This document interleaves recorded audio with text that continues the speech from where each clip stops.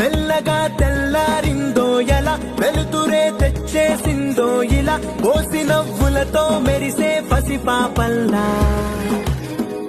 చేదతో బావులలో గలగల చెరువులో బాతుల ఈతల కళ చేదుగా ఉన్న వేపను నమిలే వేళ